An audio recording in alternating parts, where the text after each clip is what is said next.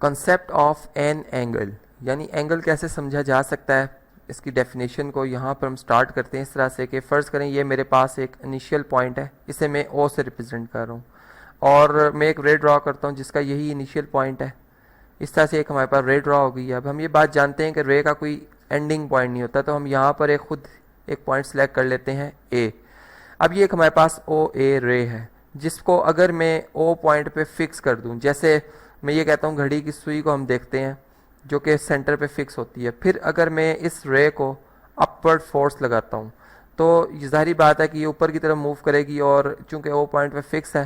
तो ये कुछ इसकी जो मूवमेंट होगी वो कुछ इस तरह से होगी कि एक ये डिस्टेंस जो हमारा हुआ ये एक फिक्स डिस्टेंस यानी रेडियस के तौर पर हो गया, और फिर ये जब मूव करती हुई ऊपर आएगी तो इसकी जो अब पोजीशन नई पोजीशन बनेगी वो कुछ इस तरह से होगी, जिसको फिर हम चलें इस तरह से रिप्रेजेंट कर लेते हैं। ये इसकी न्यू पोजीशन होगी, और यहाँ पर फिर ये पॉइंट हमारे पास चूंकि अब ए से मुख्तलिफ है तो हम इसे कह देते हैं कि ये बी पॉइंट है। अब इस तरह की जो डायरेक्शन में मूवमेंट है इसको हम कहते हैं ये घड़ी की मुखालिफ सिमत में इसने मूव किया, तो ये एंटी क्लॉकवाइज डायरेक्शन है। यहाँ पर मैं लिख भी देता हूँ जी, एंटी क्लॉकवाइज डायरेक्शन। अब हम ये कहेंगे कि जो इसकी यानी जो हमारे पास आर्म था इसकी जो स्टार्टिंग पे पोजीशन थी और जो इसकी जब इसको मूव करते हुए आए ख़ास पोजीशन तक पहुंचा, अब जो इसकी पोजीशन है, अब इसमें जो तब्दीली आई है इस तब्दीली को अगर हमने मैयर करना हो,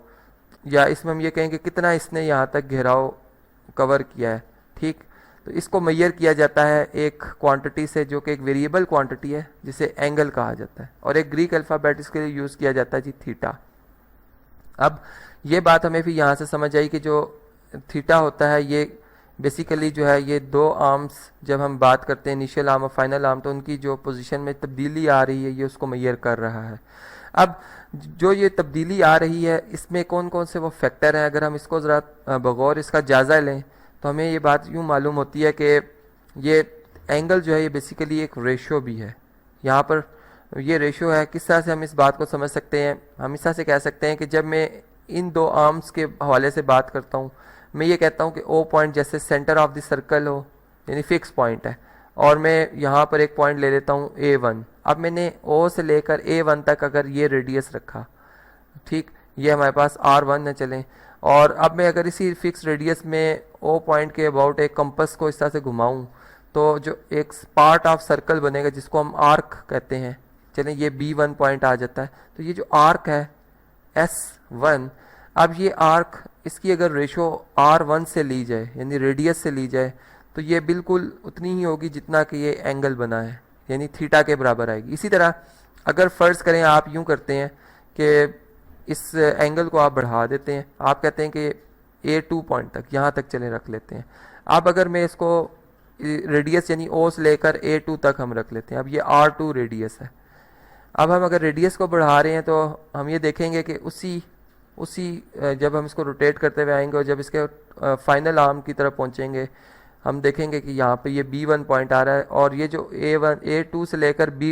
ये B2 पॉइंट तक जो ये डिस्टेंस है ये आर्क है, ये भी एक आर्क है जो कि पहले ड्रॉ की हुई आर्क से ज़्यादा बनी है। यानी रेडियस बढ़ाया जिस रेशो से, हम यूँ कहेंगे अगर हम S2 और R2 की रेशो देखें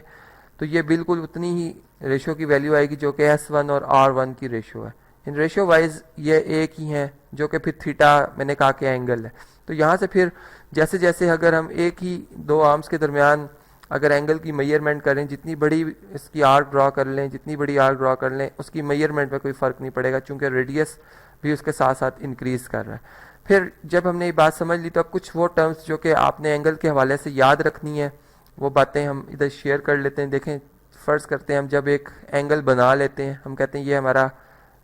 ओ फिक्स पॉइंट था, ये रे थी जी हमारे पास एक ओ ए रे, जिसको हमने एंटी क्लॉकवाइज जो है वो मूव किया, और ये इसकी जो है फाइनल जो है पोजीशन आई। अब जो इनिशियल पोजीशन है इसको हम एक ख़ास नाम से जाहिर करेंगे, इसे हम कहेंगे जी ये इनिशियल जो है इसका आर्म है, या इसको साइड भी कहा जा सकता है। और इसी तरह जो अब ये ग्रीन कलर में है इसे हम कहेंगे कि ये हमारे पास टर्मिनल या फाइनल भी आप कह सकते हैं, ये टर्मिनल साइड है या आर्म है, बाजू है, ठीक। और इसी तरह अब चूंकि हमने डायरेक्शन जो रखी है, जो उसको हमने घुमाया है वो हमने घड़ी के मुखालिफ सिमत में घुमाया यानी एंटी क्लॉकवाइज रोटेट किया,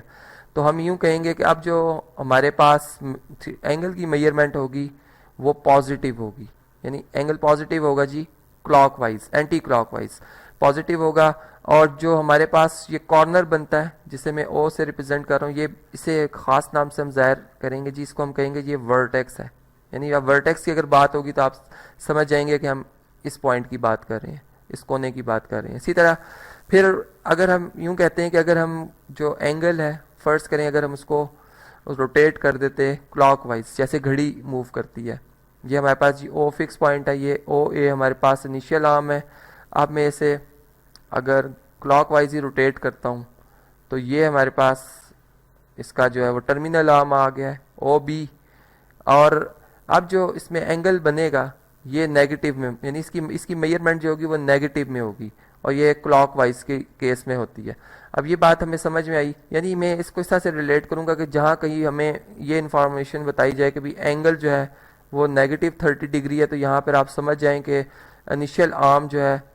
और फाइनल आर्म की डायरेक्शन जो है वो क्लॉकवाइज आएगी। जबकि अगर हम यूं कहें कि अगर हम यूं कह दें कि एंगल जो बन रहा है वो 60 डिग्री पॉजिटिव 60 डिग्री बन रहा है, इसका मतलब है कि फिर अब जो इनिशियल आर्म से अगर आपने फाइनल आर्म की डायरेक्शन में जाना है तो आप फिर एंटी क्लॉकवाइज जाएंगे। तो ये बात हमें समझ में आई। अब यहाँ पर जब मैं एंगल की मेजरमेंट लिख रहा हूँ तो साथ में एक यूनिट लिख रहा हूँ जी, डिग्री। इसको भी समझ लेते हैं कि जैसे हमने बात की कि लेंथ जो होती है इसको मेजर किया जाता है, इसका स्टैंडर्ड यूनिट रखा जाता है जी मीटर। इसी तरह एंगल को भी मेजर करने के लिए हमने दो स्केल रख दिए हैं। एक जो है एक हम डिग्री में इसको मेजर कर सकते हैं, ठीक, और एक जो है हम इसे रेडियन में भी मेजर कर सकते हैं। अब ये दोनों में क्या डिफरेंस है या कैसे इसको हम डिफाइन कर सकते हैं, इस पे मैं नेक्स्ट लेक्चर में आपसे बात करूंगा और फिर थॉरोली इन दोनों जो कॉन्सेप्ट्स हैं उनको हम